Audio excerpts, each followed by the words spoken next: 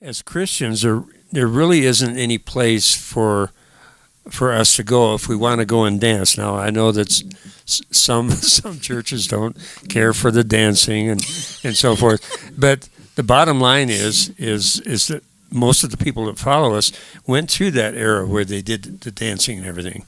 And so there's really no place for them to go. If they go to a bar, they've got to put up with drunks and they've got to put up with the music that they hear there, which in itself, for the most part, isn't that bad. It's just that it's not what they want to hear. So what I would like to see, and if I'm ever in the position, I will do this, is set up a Christian club. So not only can you have bands that do similar things to what we do, but you can also set up nights to where people can come in and do it, actually praise and worship and so forth. But I think there needs to be a place for Christians as a whole to be able to go.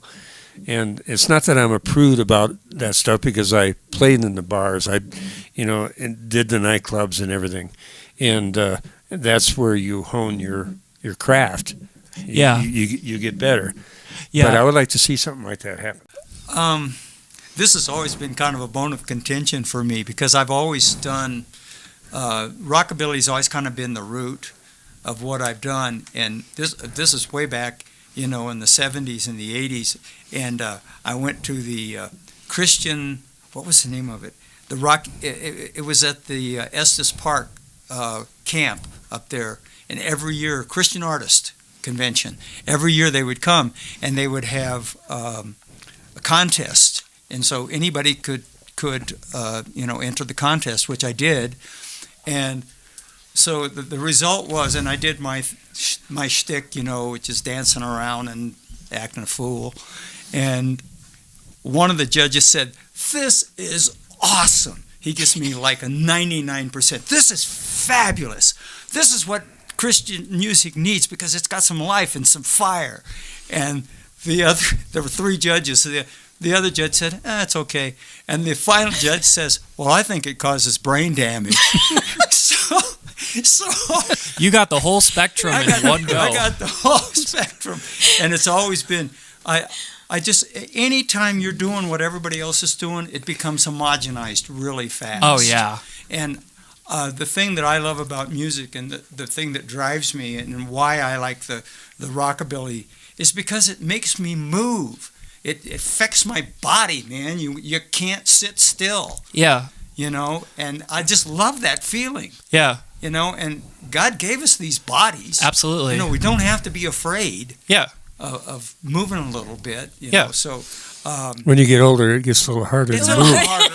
But again, that's what's so great about you guys, is you don't use that as an excuse. Like, there's a lot of people who would say, "Oh, I'm too old to move around." No, you're not.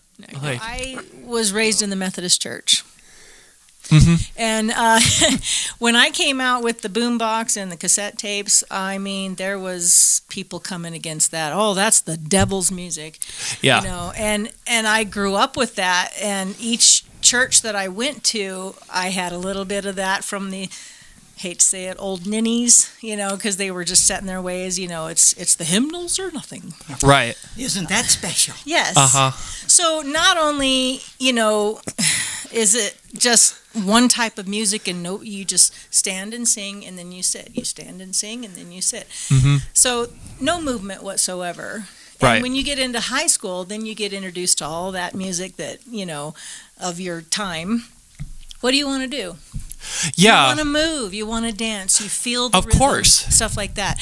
And even today, it's like you fight against that, how you grew up. "Oh, no, you don't do that."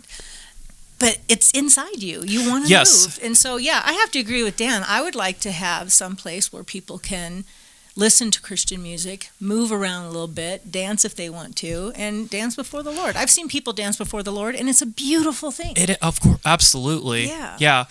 I think about that all the time. It's like people wonder, well, why are my kids going off and listening to that awful music? And it's like, because it's the only music that's actually fun. And Yeah.